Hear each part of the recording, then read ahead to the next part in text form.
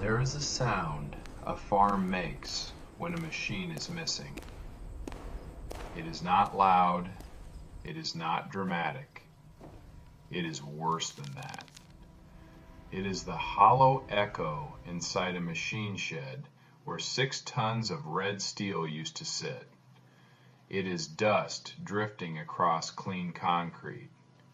It is the wind touching a space that should have been occupied by a combine Russell Whitaker had polished more carefully than his own truck.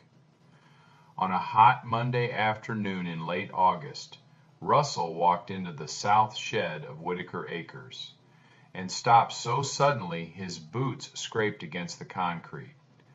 The Case IH Axial Flow 8250 was gone.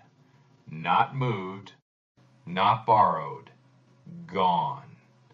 The wide dual tracks ended at the doorway. The oil stain beneath the engine bay was still dark. A few flakes of red paint lay on the floor near the drain, and on the workbench, held down by a wheel lug nut, was a folded grocery receipt with his wife's handwriting on the back. 6 words: "Please do not hate me yet." Russell read it once, then again. Then he looked at the empty place where the combine had stood, the machine he had bought for $318,000. The machine his father had seen only once before he died. Once before he died. The machine Russell believed proved the Whitakers were still real farmers in a world trying to squeeze families like his off the land.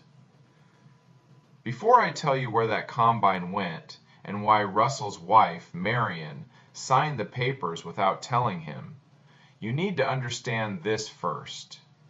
This is not a story about a woman selling her husband's machine. It is a story about a farm that was drowning while everyone kept talking about drought. It is a story about a man who knew every sound an engine could make, but could not hear the numbers screaming from his own fields.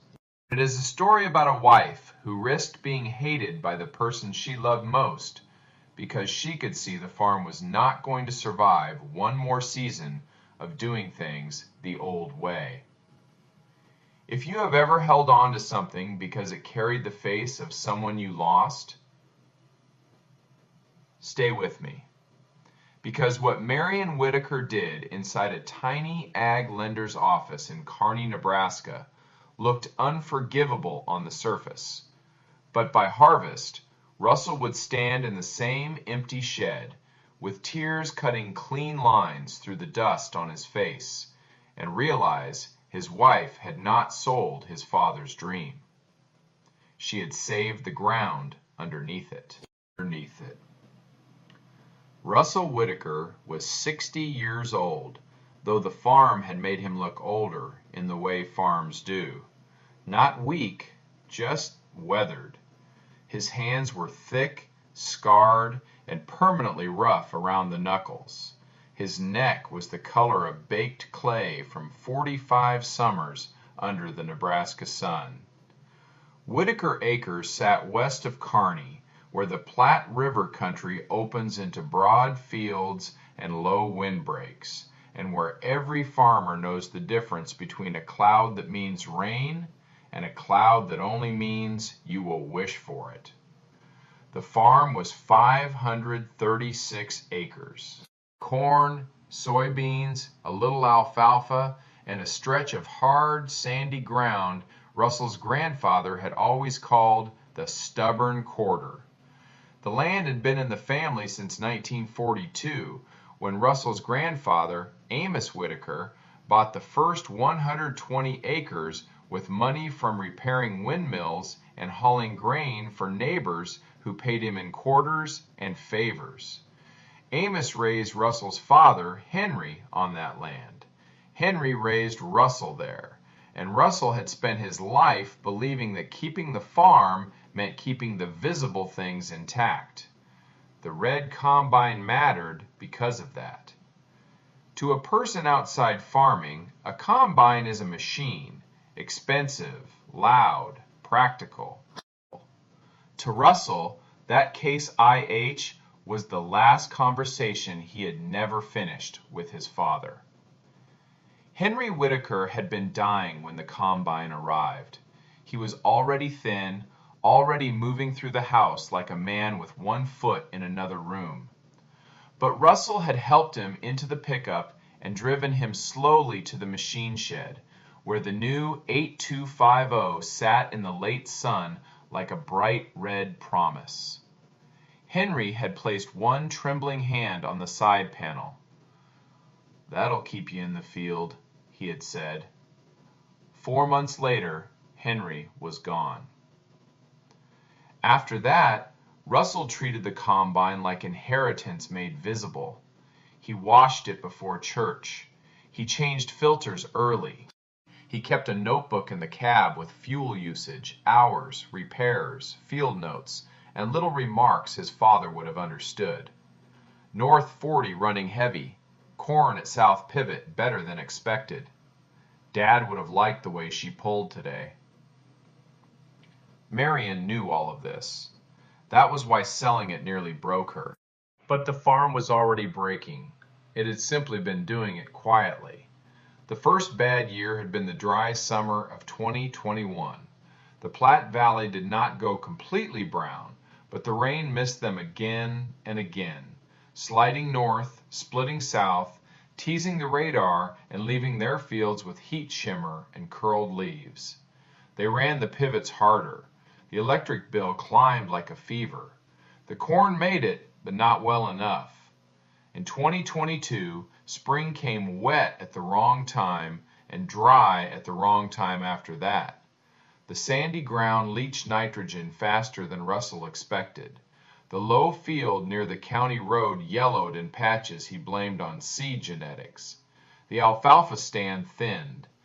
It rose like someone had cut the brake line.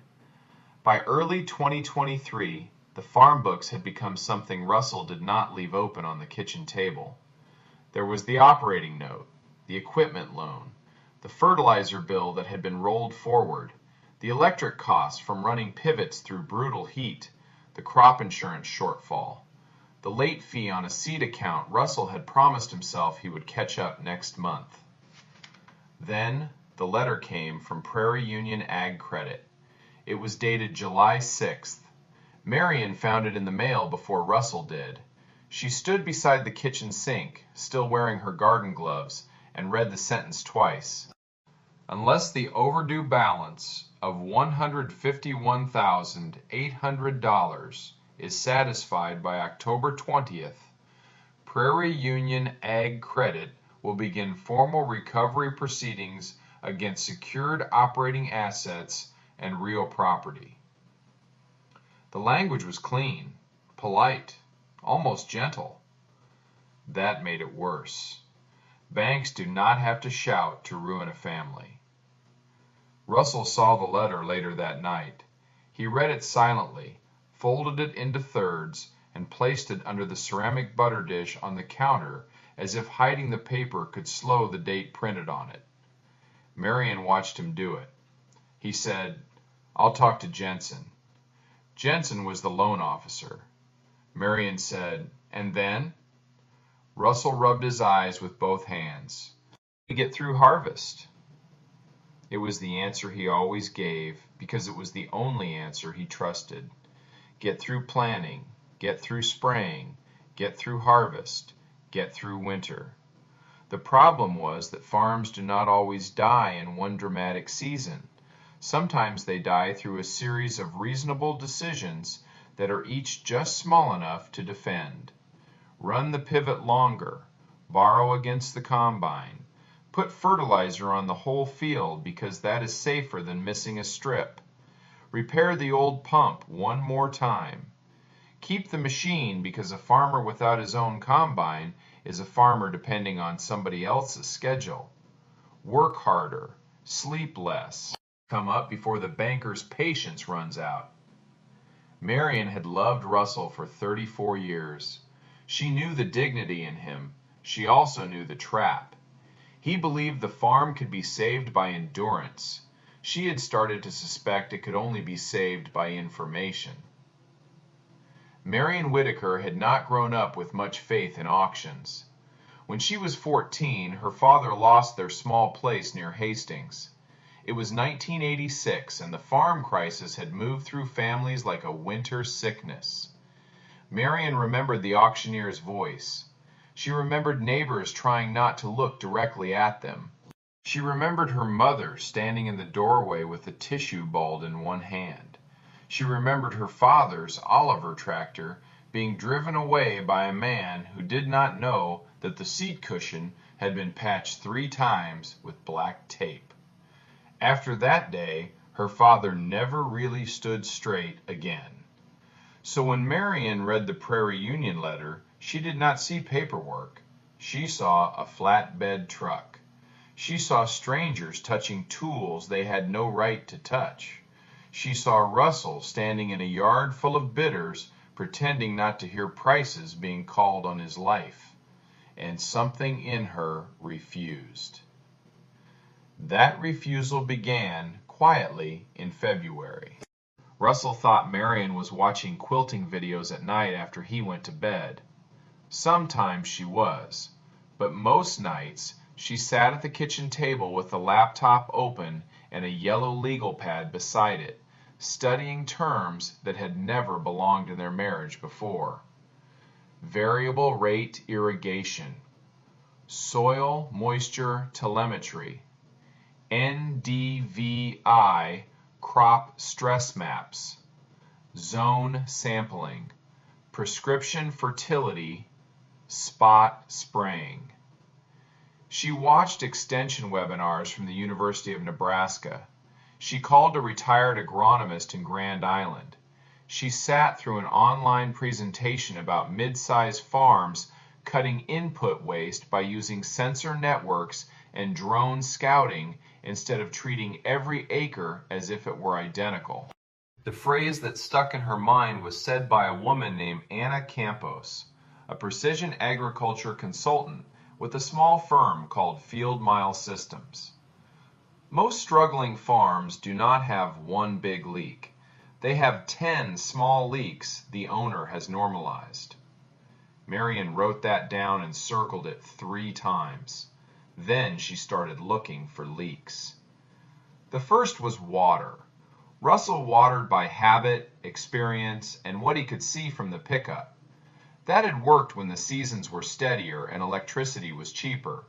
But the farm had 5 pivots, 2 of them old, all of them running on flat rate assumptions that did not match the soil.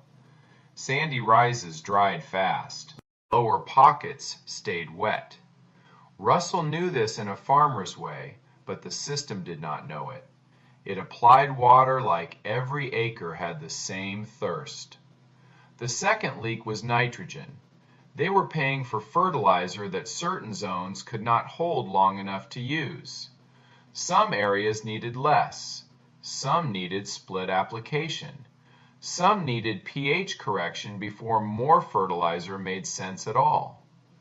The third leak was chemical. Russell had been paying for broad applications across acres that needed targeted treatment. Marian called 3 farmers who had moved to drone-assisted scouting and spot spraying. One in Kansas told her, "I used to spray fear. Now I spray weeds." She wrote that down too. By June, she had prices. By July, she had 3 binders, a spreadsheet, 2 field maps marked in colored pencil, and a number that made her sit very still. The complete package would cost $188,600. That included soil probes across the farm, pivot control retrofits, a drone scouting contract for the first year, prescription maps for fertilizer and herbicide, zone sampling, software, and Anna Campos on site through planting, irrigation, and harvest decisions. It did not include owning a combine. That was the wall. The Case IH was worth more than any other single thing they could sell without selling land. After the remaining loan payoff, the combine could free roughly $239,000. That would pay the past due bank balance. It would fund the precision package. It would cover a custom harvest contract. It would leave almost nothing. But nothing was better than foreclosure. Marian checked the numbers until she hated the numbers. She called custom harvesters. She called 2 neighbors who used them. She called an accountant in Kearney. She called her sister Ruth and cried once, hard, in the parked car outside the co-op, so Russell would not hear it in her voice. "You know what he'll think." Marian said, "He'll think I chose a computer over his father." "And did you?" Marian looked through the windshield at a grain truck pulling onto the highway. "No," she said, "I chose his father's land over his father's machine." The dealer came on August 28th while Russell was in North Platte picking up a rebuilt gearbox for the Old West pivot. Marian had asked him to pick up an extra set of nozzle bodies from a supplier who was, conveniently, out of the way. It gave the hauler enough time. 2 men arrived with a lowboy trailer. They were polite and efficient. One of them had the nerve to say, "Beautiful machine," and Marian nearly told him not to talk about it like that. Instead, she handed over the keys. When the combine started, that deep engine note rolled through the yard and into Marian's chest. For a second, she wanted to wave them off. She wanted to say there had been a mistake. She wanted to call Russell and confess everything before the machine moved an inch. Then she pictured the auctioneer. She pictured Russell's face in October. She let the combine go. After the trailer turned onto the county road, Marian stood alone in the shed with the smell of diesel still hanging in the air. She cried until she could breathe again. She cried until she could breathe again. Then she wrote 6 words on the back of a receipt. "Please do not hate me yet." Russell came home at 3:46 p.m. By 3:49, his world had split. The first thing he did was call Marian's name. Not loudly, that came later. The first time was small, almost confused, like a child calling from another room. "Marian?" She was standing at the kitchen table when he came through the back door. She had taken off her wedding ring and placed it beside the binders. Not because she meant to leave, but because her hands were swelling and she needed something to do while she waited. Russell saw the ring first. That frightened him more than the empty shed. "Where is it?" he asked. Marian said, "I need you to sit down." "Where is my combine?" "Russell, please." "Where is it?" "It's sold." The word did not land all at once. It seemed to hang between them, impossible and ugly. Russell shook his head. "No." "Yes." "No, Marian, no." She opened the first binder. "I can show you why." He slapped it shut so hard the salt shaker jumped. "I don't want a binder. I want my combine." The fight lasted 2 hours, and also 34 years. It moved from the kitchen to the yard and back again. It dragged up every fear they had buried. Russell said she had humiliated him. Marian said foreclosure would humiliate them worse. Russell said his father's name was on that machine. Marian said his father's name was on the deed. That stopped him for half a second. Then anger found him again. "You had no right." Marian's voice broke, but she did not raise it. "You are right." He stared at her. She said, "I did not have the right. I had the responsibility." There are sentences that do not sound loud when spoken, but echo for years. That was one of them. Russell slept in the old shop that night. Marian left a blanket outside the door and a thermos of coffee on the step. In the morning, the thermos was empty. The blanket was folded. Russell did not come in for breakfast. He spent the next 3 days moving like a man who had lost someone but could not name who had died. He avoided the south shed. Then he stood in it too long. He drove past neighbors and lifted 2 fingers from the wheel, wondering what they knew. He did chores. He fixed a fence. He checked the pivots with unnecessary force, tightening bolts that did not need tightening. On the 4th evening, a storm rolled past without dropping rain. Russell came into the kitchen after dark and found Marian asleep in her chair, glasses low on her nose, one of the binders open in front of her. He should have walked away. Instead, he looked down. The page title read, "How 536 Acres Survive 10 More Years." Not how to buy time. Survive 10 more years. Russell stood there a long time. Then he sat. The first binder was not full of guesses. That was what unsettled him. It was field by field cost history. Electricity, diesel, fertilizer, repairs, custom application, loan service, seed, insurance, repairs again, because repairs had their own way of pretending to be smaller than they were. The second binder held maps. Marian had drawn the farm into zones: sandy rise, low clay pocket, west pivot wedge, stubborn quarter, south end compaction, creeked bottom nitrogen loss risk. The third binder was the one that hurt. It was titled, "What Russell Will Say." She had written his objections before he made them. We cannot harvest without a combine. Custom harvest costs calculated on page 18. We cannot trust drones to make farm decisions. Drones do not decide, they reveal. Dad would never have done this. Dad changed when he had to. He bought diesel when horses stopped making sense. This makes me look like I failed. Foreclosure will not look kinder. At the bottom of the page, Marian had written something else. I am not trying to win an argument. I am trying to keep him from losing the farm while defending the symbol of it.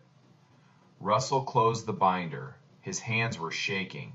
Outside the window, lightning flickered far enough away to be useless. Marian woke and saw him sitting there. For a moment, neither of them spoke. Finally, Russell said, "Who is Anna Campos?" Marian swallowed. "The consultant." "The drone woman?" She hates being called that. He nodded once. Then, after another long silence, he said, "Call her." Those 2 words were not forgiveness, but they were a door opening. Anna Campos arrived the next week in a white pickup with a cracked windshield, a laptop bag, and boots that proved she did not only know agriculture from conference rooms. She was 42, direct, and small enough that Russell underestimated her for about 6 minutes. Then she asked him which pivot was lying to him. He frowned. "Pivots don't lie." Anna looked at the west field. "Sure they do. They just do it with pressure loss." That was the first time Russell almost smiled. The next 2 weeks were uncomfortable because truth often is. The soil probes went in first, then the pivot monitors, then drone flights over every field, the camera reading stress in plants that looked fine from the road. The first map Anna showed Russell was a color-coded image of the west pivot. He hated it immediately. Not because it was wrong, because it explained too much. The low end was overwatered, not by a little, enough to create root stress and leaching after every heavy run. The sandy rise was underwatered because Russell had been timing irrigation by the part of the field he could see from the road. A nozzle package on one tower was worn unevenly. Another section was losing pressure after a repair Russell had made himself 2 years earlier. He remembered that repair. He had been proud of it. Anna did not scold him. That made it worse. She simply said, "You've been paying to hurt 2 parts of the same field in opposite ways." Russell stared at the map. Marian stood behind him, very still. The fertilizer maps were worse. The stubborn quarter was not stubborn in the way Amos Whitaker had named it. pH problem and a compaction layer that made everything else look like bad luck. Russell had been feeding it more nitrogen when what it needed first was correction and restraint. The low field near the road had not been betrayed by seed genetics. It had been drowning early, starving late, and wearing a green mask just long enough to fool the pickup windshield. For a man like Russell, this was not just data, it was accusation. Every map seemed to say, you looked every day and still did not see. On the third day of training, he walked out of the shop in the middle of Anna's explanation and did not come back for 40 minutes. Marian found him beside the old windmill foundation, the one his grandfather had poured by hand. He said, "I know this farm." Marian said, "Yes." He pointed toward the fields. "Then how did I miss all that?" She did not answer quickly, and because she loved him, she did not soften the truth into something useless. "You didn't miss it because you were careless," she said. "You missed it because the farm changed its questions." That line stayed with him. The farm changed its questions. In September, the custom harvester came. His name was Boyd Raines, and he arrived with a machine that was not Russell's, a crew that moved too fast, and a schedule that made Russell feel like a guest on his own land. The first morning Boyd's combine rolled into the north corn, Russell stood by the fence with his arms crossed. A neighbor slowed on the road. Russell felt the glance like a slap. Marian came to stand beside him. "He isn't taking your place," she said. Russell watched the red header bite into the rows. "Feels like it." "I know." No argument, no lesson, just that. For most of the harvest, Russell hated the arrangement. He hated that Boyd's crew did in days what he had stretched across weeks. He hated that the cab was not his. He hated that the yield data came through a rented monitor into Anna's laptop, then into reports Marian understood faster than he did. But he did not hate the numbers, not after the first field. The north corn, the one he had expected to be average, came in 9 bushels above his conservative estimate. The west pivot, corrected late but not too late, showed the first sign that the system was working. The stubborn quarter was still stubborn. Some things do not become miracles because a computer arrives. But even there, the yield map proved the problem had a shape. A shape meant a plan. A plan meant the farm was no longer fighting ghosts. By October 11th, 4 days before the deadline Russell had been pretending not to count, Marian and Anna prepared a revised cash flow report for Prairie Union. Russell insisted on going with them. The loan officer, Jensen Bell, had the professionally tired face of a man who had seen too many farmers bring hope where numbers were required. He looked at the report, then at Marian, then at Russell. "You sold the combine?" Russell's jaw tightened. Marian started to answer, but Russell spoke first. "We sold a payment," he said. Jensen looked back at the paper. Down. The precision package was documented. The custom harvest contract was signed. The new operating projection showed lower water cost, lower fertilizer waste, lower chemical expense, and a plan for repairing the 2 worst field zones in sequence instead of throwing money at all of it at once. Jensen did not smile. Bankers rarely do in the middle of a rescue, but he tapped one page with his pen. "This is the first time in 2 years these acres have looked like a system instead of a prayer." Russell looked at Marian. She looked down at her hands. Prairie Union extended the operating note with conditions. Quarterly reports, spending limits, crop lien still in place. No victory music, no miracle. But no foreclosure, not that October. That night, Russell walked to the south shed alone. The concrete pad was still empty. For weeks that emptiness had felt like a wound. Now it felt like a question he was finally willing to answer honestly. What had he been protecting? The farm? Or the version of himself that needed the farm to look a certain way? He thought about his father touching the combine. That memory still hurt. It always would. But another memory rose beside it. Henry, years earlier, standing beside an old irrigation motor that had finally quit. Russell had been young then, angry they were replacing something his grandfather had repaired for decades. Henry had said, "A tool is loyal when it serves the land. When it stops serving the land, you thank it and move on." Russell had forgotten that part of his father. Marian had remembered the kind of man Henry was better than Russell had. Winter came, then spring. The first full year without the combine was not easy. Nothing about farming is easy just because the spreadsheet improves. There were software glitches. A soil probe failed in April. Boyd Raines had to delay spring scheduling for another farm, which made Russell furious even though it did not affect harvest. Anna and Russell argued for 20 minutes about whether a field needed more nitrogen or more patience.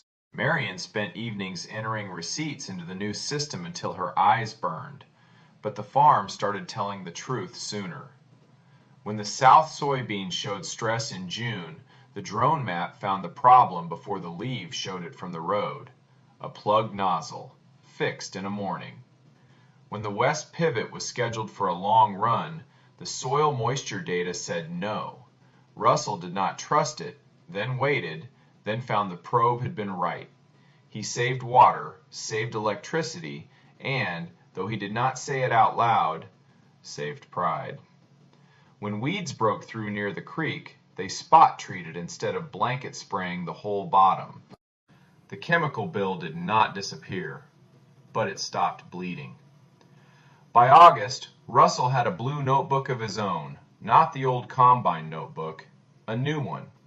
He wrote field notes, sensor readings, questions for Anna, and sometimes sentences he would have been embarrassed to show anyone.